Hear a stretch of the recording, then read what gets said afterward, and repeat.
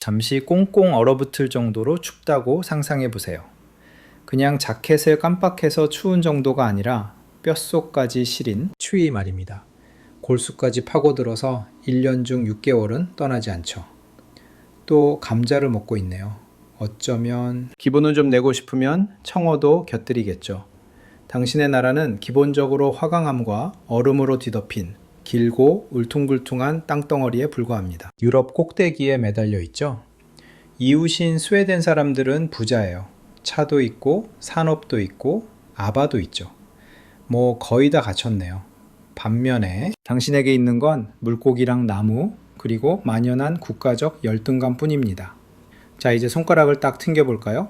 오늘 당신은 똑같은 나라에서 태어났습니다. 하지만 첫 숨을 들이마시는 그 순간 당신은 태어나자마자 서류상으로 25만 달러 이상의 가치를 지니게 됩니다. 당신의 조국은 상상도 못할 만큼 많은 주식과 채권, 부동산을 소유하고 있죠.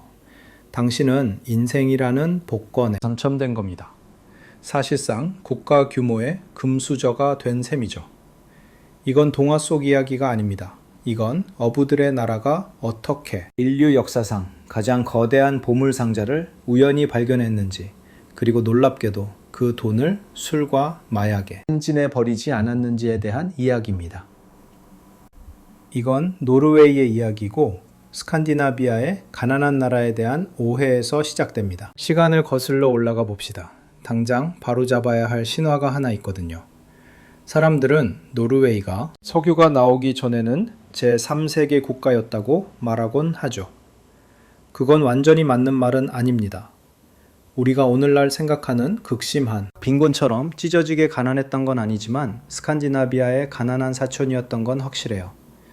1955년 오슬로의 한 술집에 앉아 있다고 상상해 보세요. 분위기는 아주 검소합니다. 정부는 전후 재건에만 혈안이 되어 있죠. 자동차를 배급제로 운영하고 있어요. 네, 1960년까지는 차를 사려면 허가증이 필요했답니다. 사치라는 말은 입에 담지도 못할 불경한 단어였죠. 경제는 세 가지에 의존하고 있었습니다. 나무를 베고 땅에서 돌을 캐내고 얼어붙을 듯 차가운 바다에 그물을 던져. 물고기를 잡는 일이었죠. 힘들고 위험한 일이었습니다. 하지만 여기서 역사의 짓궂은 장난이 시작됩니다.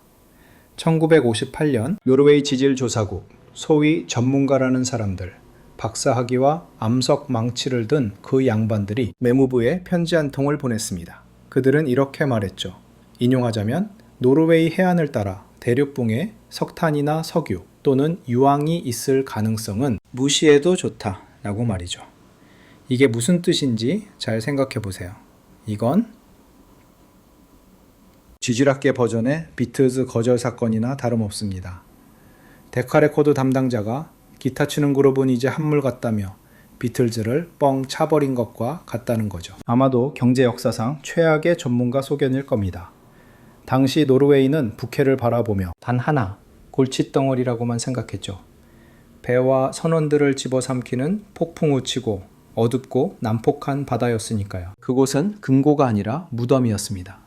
하지만 노르웨이 사람들이 감자나 먹으며 자국 지질학자들을 믿고 있을 때 남쪽에서는 뭔가 일이 벌어지고 있었죠. 1959년 네덜란드가 흐로닝언 가스전을 발견한 겁니다. 엄청난 규모였죠. 유럽에서 가장 큰 천연가스전이었습니다. 그리고 여기서 반전이 일어납니다. 지질학은 국경 따위 신경 쓰지 않거든요. 만약 네덜란드에 가스가 있고 그 암석층이 북쪽으로 뻗어 있다면 논리적으로 볼 때 성난 노르웨이 바다 밑에도 무언가가 있을 수 있다는 거죠. 드디어 상어들이 등장합니다. 60년대 초반 필립스 페트롤리엄이나 에소 같은 거대 미국 석유 기업들이 냄새를 맡고 몰려들기 시작했습니다. 그들은 마치 황금 방석 위에 앉아있는 줄도 모르는 양을 노리는 늑대처럼 노르웨이로 찾아왔죠. 그리고 노르웨이 정부에 아주 가벼운 제안을 하나 던집니다. 이봐요. 당신네 바다를 탐사할 독점권은 우리가 가져갈게요. 대신 쥐꼬리만한 비용을 지불하고 나오는 석유는 다 우리가 갖는 걸로 합시다. 어때요? 그들은 자신들이 무슨 시골 촌뜨기들을 상대한다고 생각했나 봅니다. 중고차 한 대 값으로 노르웨이 대륙붕 전체에 대한 권리를 살 수 있다고 믿었죠. 하지만 한 가지 간과한 게 있었습니다. 노르웨이 사람들이 가난했을지는 몰라도 멍청하진 않았다는 거죠. 그리고 그들에게는 비밀 무기가 있었습니다. 바로 옌스 에벤센이라는 변호사였죠. 이 이름을 기억해 두셔야 합니다. 옌스는 지질학자가 아니었습니다. 관료였죠. 하지만 석유 회사들이 문을 두드렸을 때 그는 뭔가를 깨달았습니다. 해저 소유권에 관한 국제법이 아주 모호하다는 사실을요. 그래서 간단히 말해 그는 노르웨이가 전부 소유한다고 선언해 버렸습니다. 대륙붕에 대한 주권을 일방적으로 선포한 거죠. 정말 대담하고 깡패 같은 수였습니다. 그는 사실상 북해 한가운데 선을 긋고는 이쪽은 전부 내 거야 라고 말한 셈이죠. 그리고 거기에 정말 석유가 있는지 아무도 몰랐기 때문에 전 세계는 그저 어깨를 으쓱하며 그러시든가 옌스 마음대로 하시오. 그 축축한 돌덩이들이나 실컷 가지라고 라고 했습니다. 자, 이제 무대가 마련되었습니다. 여기 융통성 없고 약간 사회주의적이며 검소한 정보가 있습니다. 오만한 미국 석유 회사들도 있죠. 그리고 현지 전문가들이 텅 비어 있다고 장담하는 얼어붙은 바다가 있습니다. 다음 몇 년 동안은 그 전문가들이 맞는 것처럼 보였습니다. 석유 회사들은 땅을 팠지만 아무것도 없었습니다. 또 팠지만 역시 꽝이었죠. 파는 족족 마른 우물뿐이었습니다. 수백만 달러가 허공으로 날아갔습니다. 분위기는 암울했죠. 1969년 여름이 되자 석유 회사들은 손을 들었습니다. 짐을 싸기 시작했죠. 노르웨이의 석유 꿈은 시작되기도 전에 끝장난 겁니다. 하지만 옛말에도 있듯이 동트기 전이 가장 새벽입니다. 아니, 이 경우에는 대박을 터뜨리기 직전이 항상 가장 비싼 법이죠. 둘, 크리스마스의 기적입니다. 1969년. 배경을 한번 설명해보죠. 1969년 말입니다. 혼란스러웠던 60년대가 끝나가고 있었죠. 비틀즈는 해체되고 있었고 미국은 막 달에 사람을 보냈습니다. 그리고 북해에서는 다들 죽을 맛이었죠. 필립스 페트롤리엄이라는 선두를 달리던 미국 회사는 구멍을 37개나 뚫었습니다. 37개요. 그게 돈이 얼마나 드는지 아십니까? 1969년 물가로 말이죠. 완전히 피바다였습니다. 그들은 노르웨이 정부를 찾아가서 말했죠. 우린 빠지겠습니다. 계약을 파기하고 떠나겠습니다. 노르웨이 정부는 계약서를 들여다보고는 한 조항을 가리켰습니다. 기본적으로 이런 내용이었죠. 지금 떠나면 국가에 막대한 위약금을 물어내야 한다. 필립스 페트롤리엄은 계산기를 두드려 봤습니다. 위약금을 내고 그만두느니 텅 비어있을 게 뻔한 구멍을 마지막으로 하나 더 뚫는 게 오히려 더 쌌던 겁니다. 이때 이들이 얼마나 의욕이 없었는지 한번 생각해 보세요.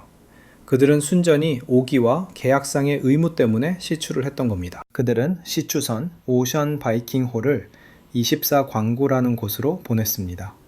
시추선에 탄 선원들은 거기 있기 싫어했죠. 때는 12월이었습니다. 12월의 북해는 그야말로 생지옥입니다. 50피트나 되는 파도, 얼어붙을 듯한 진눈깨비, 하루 20시간 동안 계속되는 어둠. 그들은 그저 크리스마스에 맞춰 집에 가고 싶을 뿐이었죠. 그들은 땅을 파고 또 팠습니다. 그런데 갑자기 압력 계기가 치솟기 시작했습니다. 진흙을 분석하던 기술자들이 뭔가를 눈치챘습니다. 12월 23일, 말 그대로 크리스마스 이브 전날, 그들은 테스트 샘플을 끌어올렸습니다. 꽝이 아니었습니다. 그냥 기름이 조금 나온 수준도 아니었죠. 그건 정말 괴물 같은 양이었습니다. 그들은 에코피스크 유전을 정통으로 뚫어버린 겁니다.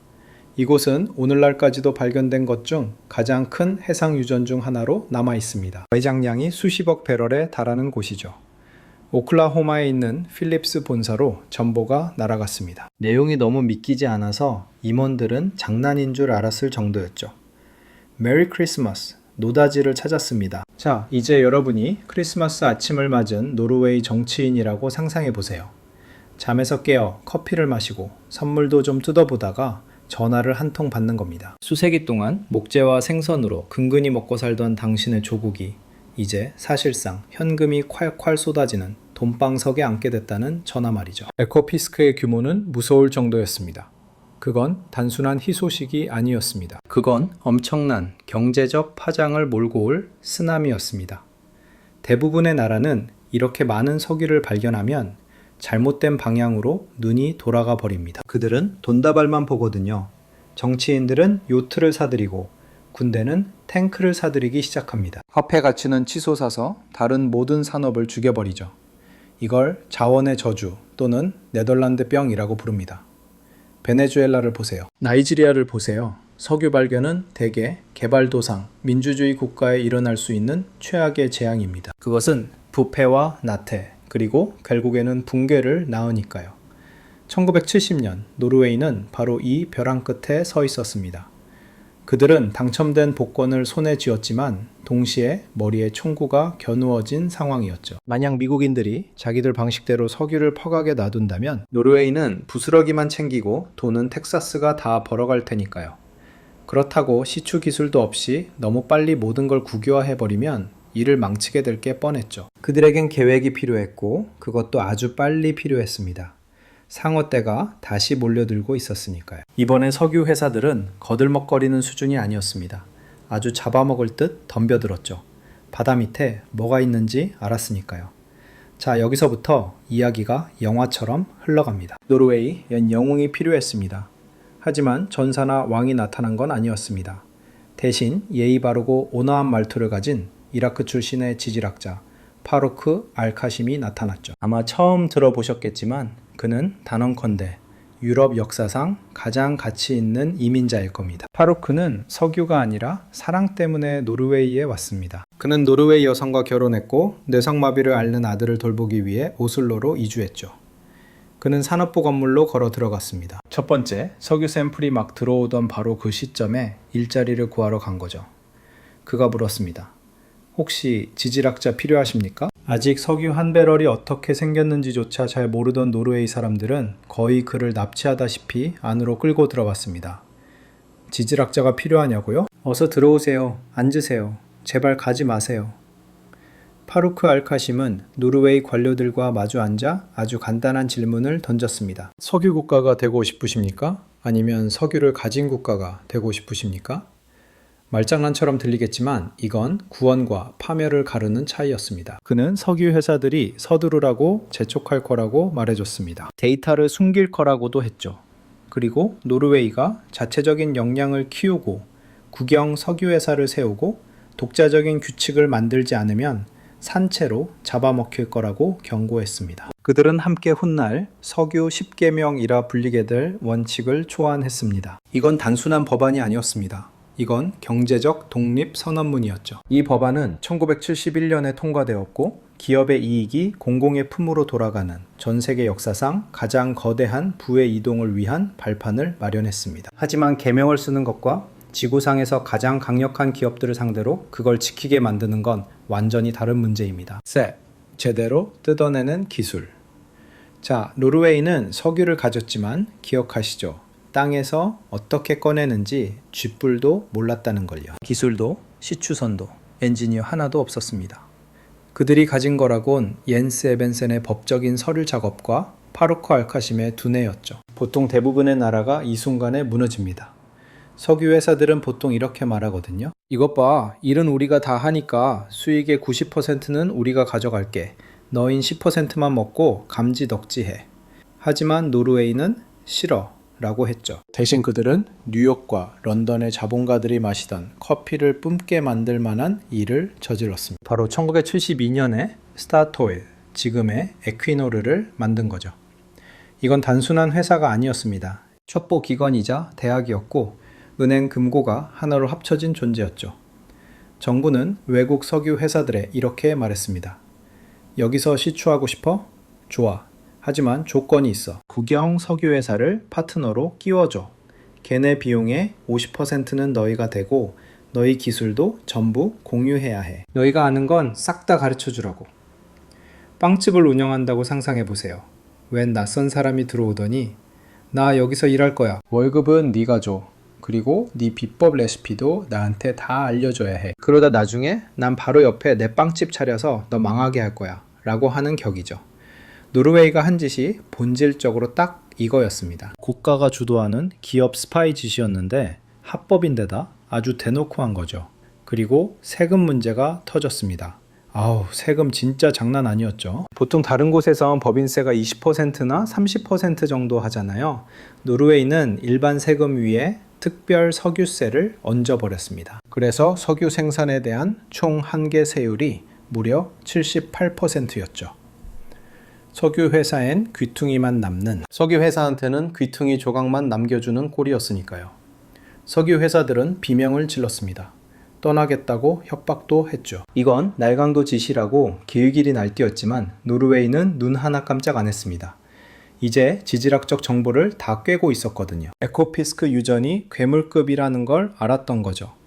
게다가 품질 좋은 원유가 전쟁터도 아닌 안정적인 민주주의 국가에 매장돼 있다는 것도요. 그래서 그들은 미국인들을 똑바로 쳐다보며 말했습니다. 세금은 78%야. 싫으면 꺼져. 우리가 직접 하면 되니까. 석유 회사들은 결국 남았습니다. 투덜대긴 했지만요. 왜냐하면 78%를 세금으로 떼어도 수익률이 여전히 미친 수준이었거든요. 그 정도로 엄청난 석유가 묻혀 있었던 겁니다. 1970년대와 80년대 이 시기는 북해의 무법천지 서부시대나 다름없었어요. 양복 입고 엑셀이나 돌리는 그런 곳이 아니었습니다. 위험천만했죠. 알렉산더 킬란드호 참사를 이야기하지 않을 수 없네요. 1980년 폭풍우 속에서 해상 플랫폼이 뒤집혔습니다. 123명이 사망했죠. 노르웨이 전체를 뒤흔든 국가적 비극이었습니다. 이 엄청난 부가 결국 피해 대가라는 걸 모두에게 일깨워줬죠. 이 사건으로 노르웨이는 세계에서 가장 엄격한 안전 규정을 도입하게 됩니다. 여러분이 오늘날 지구 어디서든 석유 시추 시설에서 일한다면 여러분이 따르는 그 안전 수칙들은 아마 1980년대 노르웨이 사람들의 피로 쓰인 것일 겁니다. 하지만 안전이 개선되고 기술이 발전하면서 돈이 쌓이기 시작했습니다. 그야말로 산더미처럼요. 1990년대가 되자 노르웨이는 더 이상 가난한 사촌이 아니었습니다. 돈 많은 삼촌이 된 거죠. 그리고 이건 새롭고 훨씬 더 위험한 문제를 가져왔습니다. 넷째, 네덜란드병 피하기입니다. 다들 이런 말 들어보셨을 거예요. 돈이 많으면 골치도 아프다. 경제학에서는 이걸 전문 용어로 네덜란드병이라고 합니다. 원리는 이렇습니다. 뒷마당에서 거대한 금광을 발견했다고 칩시다. 떼부자가 됐겠죠? 잔디 깎는 일은 관두입니다. 돈 주고 사람 쓰면 되니까요. 요리도 안 합니다. 배달시키면 되거든요. 직장도 때려치웁니다. 갑자기 동네 사람들이 죄다 당신 집사나 운전기사로 취직하려고 합니다. 아무도 선생이나 목수는 안 하려고 해요. 금광에서 나온 돈이 페이가 훨씬 세거든요. 당신이 돈을 펑펑 써대니 동네 물가는 천정부지로 치솟습니다. 그러다 10년 뒤 금이 고갈됩니다. 이제 당신은 일할 기술도 없고 잔디밭은 엉망이고 선생이나 목수들도 자기 본업을 다 까먹었죠. 그리고 당신은 빈털터리가 됩니다. 60년대 네덜란드가 딱 이 꼴이 났습니다. 그래서 이름이 네덜란드병이에요. 나우루, 일명 새똥섬도 그랬죠. 한번 검색해보세요. 베네수엘라도 마찬가지였고요. 나라가 자원을 발견하면 화폐 가치가 급등합니다. 그러면 생선이나 목재 같은 다른 수출품들이 너무 비싸져서 다른 나라들이 안 사게 되죠. 제조업은 죽고 경제 전체가 그 자원 하나에만 중독돼 버립니다. 노르웨이는 이 함정을 보고 말했죠. 어림도 없지. 여기서 옌스 스톨텐베르그가 등장합니다. 나중에 나토 사무총장이 되는 인물이죠. 그리고 1990년대에 지루한 경제학자 몇 명도요. 그들은 깨달았습니다. 석유 판돈을 노르웨이 안에서 썼다간 노르웨이가 망할 거라는 거예요. 수십억 크로네를 국내 경제에 쏟아부으면 인플레이션이 폭발할 테니까요. 빵 한 덩이가 50달러, 우리 돈으로 7만 원쯤 하게 될 겁니다. 그래서 그들은 거의 비인간적인 수준의 정신력이 필요한 일을 벌입니다. 돈을 챙겨서 자기들 눈에 안 띄게 숨기기로 한 거죠. 잠깐, 돈 숨기는 얘기가 나와서 말인데 여러분 중 60%가 구독 안 하고 보고 있다는 사실은 못 숨기겠네요. 여러분만의 제국을 경영하는 법을 알고 싶거나 나라가 떼돈 버는 영상이 더 보고 싶다면 구독 버튼을 눌러주세요.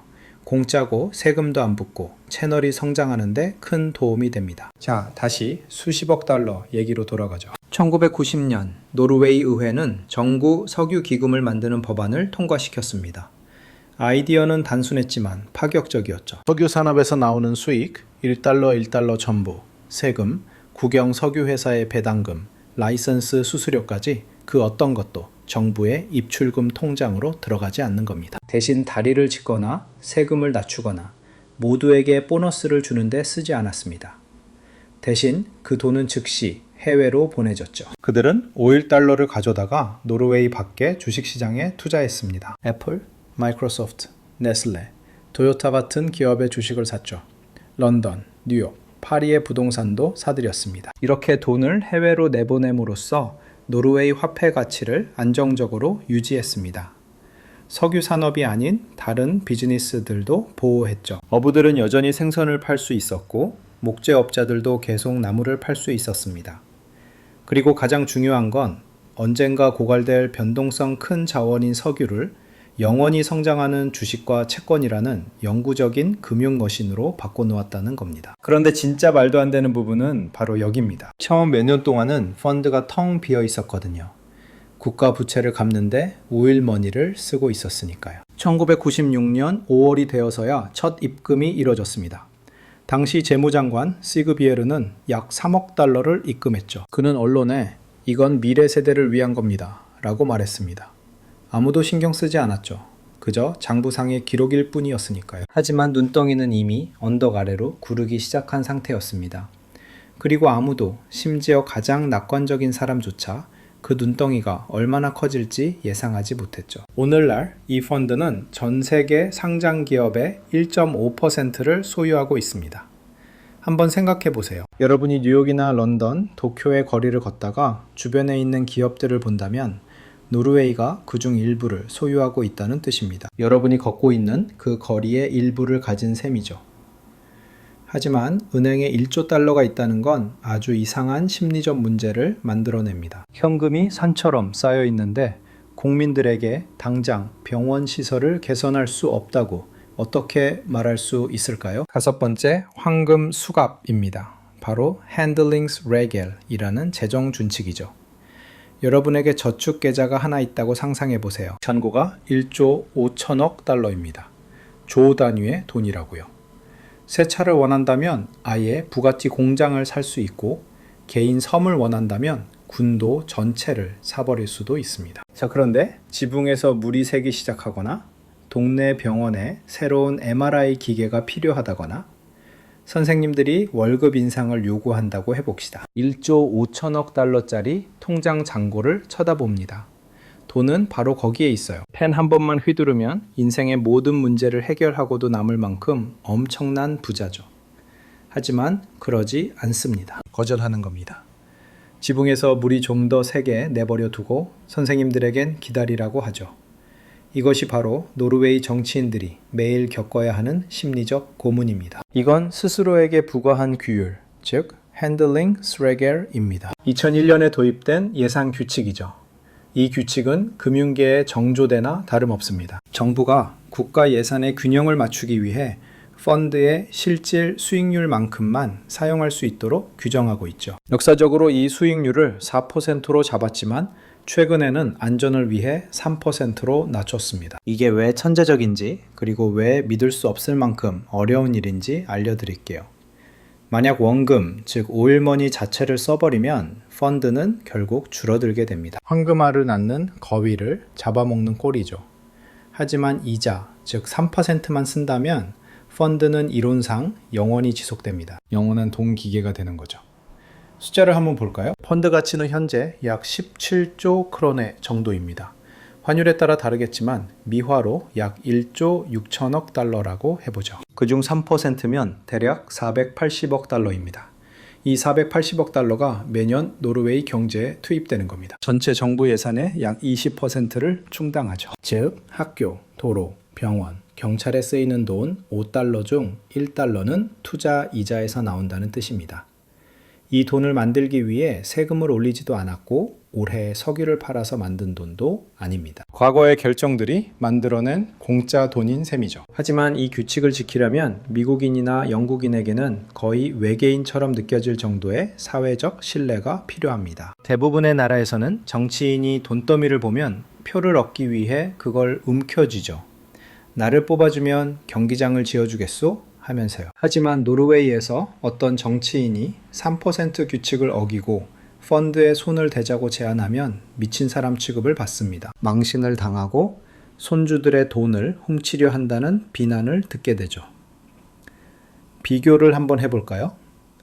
캐나다 엘버타를 보세요. 엘버타에도 석유가 있습니다. 아주 많죠. 지질학적 조건도 비슷하고 시기도 비슷했습니다. 그들은 어떻게 했을까요? 1976년에 헤리티지 펀드를 만들었습니다. 하지만 그들에겐 한들링스 레겔 같은 규칙이 없었죠. 경제가 어려워지면 정치인들이 펀드에 손을 댔습니다. 유권자들이 세금 감면을 원하면 펀드를 털어서 예산을 메꿨죠. 오늘날 노르웨이의 펀드 가치는 1조 6천억 달러가 넘습니다. 엘버타의 펀드는 약 160억 달러에 불과합니다. 차이는 지질학적인 문제가 아닙니다. 운이 좋아서도 아니죠. 그 차이는 바로 한 나라가 40년 동안 스스로에게 계속해서 아니요 라고 말할 수 있었던 절제력에 있습니다. 하지만 이 절제력은 기묘한 역설을 만들어냅니다. 오슬로 거리를 걸어보면 좋긴 하지만 미래도시처럼 번쩍거리는 건 아닙니다. 도로에는 구멍이 파여 있고 기차는 가끔 연착되며 병원 대기줄은 길 수도 있죠. 그래서 소리치고 싶어질 겁니다. 도대체 왜 1조 달러나 있잖아. 저 구멍 좀 메우라고. 하지만 노르웨이 사람들의 대답은 언제나 똑같습니다. 우리가 오일머니로 저 구멍을 메운다면 오늘 돈을 다 써버리면 내일 우리 아이들은 연금을 받지 못하게 됩니다. 이건 국가 차원에서 당장의 즐거움을 미루는 인내의 미학이라 할 수 있죠. 하지만 이 엄청난 부에는 어두운 이면이 있습니다. 테슬라를 몰고 재활용에 집착하는 노르웨이 사람들 위로 도덕적인 그림자가 드리워져 있죠. 노르웨이의 6번째 이야기, 마약상의 딜레마입니다. 불편한 진실을 말씀드리죠. 노르웨이는 세계에서 가장 위선적인 나라입니다. 애정을 담아서 하는 말입니다만 팩트를 한번 살펴봅시다. 노르웨이는 스스로를 녹색 혁명의 아이콘으로 포장하고 있습니다. 오슬로에 가보면 공기가 아주 상쾌합니다. 모든 게 전기 힘으로 돌아가죠. 인구 대비 전기차 보유 비율이 세계에서 가장 높은 곳이니까요. 2023년 노르웨이에서 판매된 신차의 80% 이상이 순수 전기차였습니다. 미국의 토요타 코롤라가 흔한 것처럼 그곳엔 테슬라가 널려 있죠. 노르웨이 사람들은 거의 수력발전 댐에서 나오는 전기로만 집을 밝힙니다. 재활용도 철저하죠. UN 기후 정상회의에 가서는 지속 가능성에 대해 전 세계를 향해 설교를 늘어놓기도 합니다. 하지만 그 테슬라를 살 돈은 어디서 났을까요?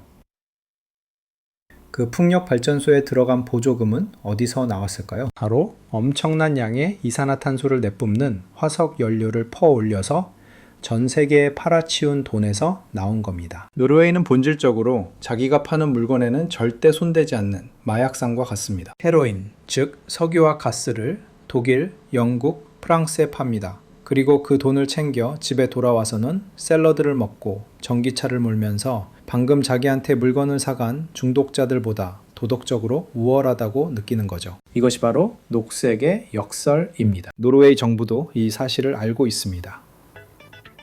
이건 엄청난 인지 부조화를 일으키는 원인이죠.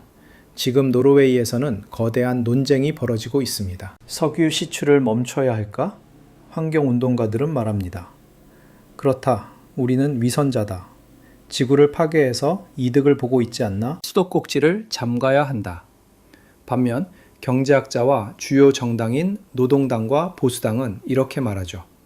잠깐만, 우리가 유럽에 가스를 안 팔면 그 빈자리는 누가 채우나? 러시아? 카타르? 아니면 석탄? 유럽 입장에선 푸틴이 파는 독재자의 가스보다 노르웨이의 민주적이고 깨끗한 가스를 사는 게 낫지 않은가? 이 주장은 2022년 러시아의 우크라이나 침공 이후 엄청난 힘을 얻었습니다. 갑자기 노르웨이는 단순한 석유 상인이 아니라 유럽의 에너지 안보를 책임지는 구세주가 되었으니까요. 러시아 가스관이 잠기자 노르웨이는 생산량을 최대로 늘렸습니다. 그리고 천문학적인 돈을 벌어들였죠. 2022년 한 해에 벌어들인 돈이 지난 몇 년간 번 돈을 합친 것보다 많다는 추산이 나올 정도입니다. 일부 비평가들은 그들을 전쟁 부당 이득자라고 불렀습니다. 폴란드 총리는 노르웨이가 그 초과 수익을 나눠야 한다고 제안하기까지 했죠. 노르웨이는 정중히 거절했지만 죄책감은 남았습니다. 이 죄책감을 덜기 위해 국부 펀드, 즉 오일 펀드는 행동주의 투자자가 되었습니다. 여기서부터 이야기가 정말 흥미로워집니다. 이 펀드에는 윤리위원회가 있습니다. 철학자와 변호사들로 구성된 이 그룹은 돈이 흘러가선 안 될 곳을 결정합니다. 그들은 단지 이익만 쫓는 게 아닙니다. 도덕성을 따지죠. 핵무기를 만드는 회사, 투자 금지. 담배를 생산하는 회사, 투자 금지. 아동노동을 착취하는 회사, 금지. 심각한 환경 파괴를 일으키는 회사, 역시 금지입니다. 이 펀드는 노동권 문제로 월마트를, 핵무기 생산으로 보잉을, 그리고 거대 광산 기업들을 블랙리스트에 올렸습니다. 노르웨이가 특정 기업을 투자 금지 대상으로 지정하면 금융계에 충격파가 퍼집니다. 단지 수십억 달러짜리 투자자를 잃는 게 문제가 아닙니다. 평판이 문제죠. 마치 상류층 사교 클럽에서 쫓겨나는 것과 같습니다. 다른 투자자들도 그 금지 조치를 보고 생각하죠. 와, 노르웨이가 너무 더럽다고 손절할 정도면 우리도 파는 게 낫지 않을까? 그래서 노르웨이는 아주 매력적인 이중인격을 가지게 됩니다. 첫째, 석유를 마구 파내자. 수백만 배럴의 석유와 가스를 추출합니다. 둘째, 지구는 우리가 지킨다. 그 수익금으로 글로벌 기업들이 더 친환경적이고 윤리적이 되도록 압박합니다. 위선일까요? 물론입니다. 효과가 있을까요? 놀랍게도 그렇습니다. 노르웨이는 석유라는 국영지의 수익을 이용해서 기술과 재생에너지라는 새로운 경제를 구축하는 데 필요한 영향력을 사고 있는 겁니다. 하지만 미래를 내다볼 때 노르웨이에 닥칠 가장 큰 위협은 석유가 고갈되는 게 아닙니다. 시장 붕괴도 아니죠. 훨씬 더 은밀하고 위험한 것입니다. 부잣집 아이들에게 흔히 일어나는 일, 바로 나약해지는 것입니다. 7번째 이야기, 게으른 노르웨이 사람 문제입니다. 옛말에 이런 말이 있죠. 어려운 시기가 강한 사람을 만들고 강한 사람은 좋은 시기를 만든다. 좋은 시기는 약한 사람을 만들고 약한 사람은 다시 어려운 시기를 만든다. 노르웨이는 현재 좋은 시기의 정점에 있습니다. 그리고 균열이 보이기 시작했죠. 순금, 여기 충격적인 통계가 있습니다. 노르웨이는 세계에서 병가 사용률이 가장 높은 나라 중 하나입니다. 여러분은 아마 북극의 혹독한 날씨 때문에 다들 아픈가 보다 라고 생각하실지 모릅니다. 아닙니다. 스웨덴과 핀란드도 날씨는 똑같지만 병가율은 훨씬 낮습니다. 노르웨이에서는 아파서 결근하면 첫날부터 급여의 100%를 받습니다. 최대 1년 동안 말이죠. 일하지 않는다고 해서 금전적인 손해를 전혀 보지 않습니다. 사실 사회복지제도가 시스템이 워낙 훌륭하다 보니 노르웨이에는 나브하다 라는 속어 동사까지 생겼습니다. 나브는 노르웨이 노동복지청을 뜻합니다. 나브하다는 정부 보조금으로 먹고 산다는 의미죠. 여러분은 청어와 감자를 먹으며 버텼던 그 세대 말입니다. 그들은 젊은 세대를 보며 나약해졌다고 느낍니다. 그들 눈에는 고생을 모르는 사람들이 보일 뿐이죠. 석유 산업이 보수를 너무 잘 주다 보니 모든 다른 분야의 인재들을 빨아들이고 있습니다. 학교를 졸업하자마자 석유 보조 엔지니어가 되어 10만 달러를 벌 수 있는데 굳이 교사나 간호사 혹은 창업가가 될 이유가 있을까요? 이건 혁신을 죽이는 일입니다. 노르웨이는 스웨덴에 비해 유니콘 기업이 거의 나오지 않죠. 스웨덴은 우리에게 스포티파이, 이케아, 스카이프, 마인크래프트를 줬습니다. 노르웨이는 석유와 꽤 괜찮은 브라우저인 오페라를 줬지만 대부분은 석유죠. 두려운 건 결국 석유가 고갈될 때가 온다는 겁니다. 언젠가는 바닥 날 테니까요. 그럼 노르웨이에는 치열하게 사는 법을 잊어버린 사람들만 남게 될 겁니다. 타이어 하나 갈아 끼울 줄 모르는 금수저 아이들의 나라가 되겠죠. 하지만 칭찬할 점은 그들도 이걸 알고 있다는 겁니다. 노르웨이에서의 논쟁은 단순히 돈에 관한 게 아닙니다. 직업 윤리에 관한 것이죠. 그들은 끊임없이 규칙을 수정하고 있습니다. 사람들을 돌보는 것과 그들을 버릇없게 만드는 것 사이에서 균형을 찾으려고 노력 중이죠. 이건 그야말로 부자 나라의 행복한 고민입니다. 도와주세요. 내 삶이 너무 안정적이에요. 8번째 마지막 생각. 1조 달러의 교훈입니다. 자, 우리는 무엇을 배웠을까요? 어떻게 얼어붙은 화강암 조각당이 지구상에서 가장 부유한 나라가 되었을까요? 단순히 운 때문만은 아니었습니다. 네, 석유를 찾은 건 운이었죠. 그건 당첨 복권이었습니다. 하지만 여러분 나라의 복권 당첨자들을 보세요. 파워볼 당첨자들을 보라고요. 그들 중 70%는 몇 년 안에 파산합니다. 호랑이를 사고 저택을 사고 마약에 중독되죠. 그리고 결국 모든 걸 잃습니다. 노르웨이는 복권에 당첨됐지만 복권 당첨자처럼 행동하지 않았습니다. 그들은 마치 의심 많은 회계사처럼 행동했죠. 그들이 부자가 된 건 세 가지 구체적인 결정 때문이었습니다. 첫째, 주권입니다. 그들은 미국의 거대 기업들에게 이렇게 말할 배짱이 있었습니다. 이건 우리 거야. 너희는 우리를 위해 일하는 거고. 둘째, 절제입니다. 그들은 오늘 당장 자신들을 위해 돈을 쓰는 걸 거부하고 아직 태어나지도 않은 사람들을 위해 저축했습니다. 셋째, 신뢰입니다. 국민이 정부가 돈을 횡령하지 않을 거라고 믿고 정부는 전문가들이 돈을 잘 관리할 거라고 믿는 시스템을 만들었죠. 그게 바로 비결입니다. 석유가 아니라 신뢰인 거죠. 대부분의 나라에서 만약 정부가 우리가 돈을 전부 펀드에 넣고 절대 건드리지 않겠습니다 라고 한다면 국민들은 폭동을 일으킬 겁니다. 그들은 말하겠죠. 거짓말하지 마. 너희가 훔쳐갈 거잖아. 하지만 노르웨이에서는 이렇게 말했습니다. 좋아, 합리적인 말이네. 노르웨이의 교훈은 지질학에 관한 게 아닙니다. 인격에 관한 것이죠. 이 교훈은 한 국가가 가질 수 있는 가장 위대한 자원은 땅속에 묻혀 있는 게 아니라는 걸 가르쳐 줍니다. 그건 바로 국민들의 마음과 문화 속에 묻혀 있는 거죠. 노르웨이가 부유한 이유는 석유가 자신들의 것이 아니라는 걸 깨달았기 때문입니다. 그것은 국가의 역사, 즉 과거와 현재, 그리고 미래의 것이죠. 그들은 그저 일시적인 관리자일 뿐입니다. 그리고 그들이 그 사실을 기억하는 한 그들이 너무 게을러지거나 너무 나약해지거나 너무 탐욕스러워지지 않는 한 그들은 북쪽의 왕으로 남을 겁니다. 하지만 만약 그들이 언젠가 그 돈을 몽땅 써버리기로 작정한다면 저를 그 파티에 초대해 줬으면 좋겠네요. 얼음과 석유의 경제학을 다룬 이 심층 분석이 즐거우셨다면 곧 올라올 사우디아라비아 편도 기대해 주세요. 사우디아라비아가 어떻게 사막에서 훨씬 더 미친 공상과학 도시들을 지으며 똑같은 일을 하려고 하는지에 대한 이야기니까요. 그리고 부탁 하나만 하죠. 주머니 한번 확인해 보세요. 만약 석유 채굴권이라도 발견하시면 댓글로 알려주시고요. 좋아요와 구독 잊지 마세요.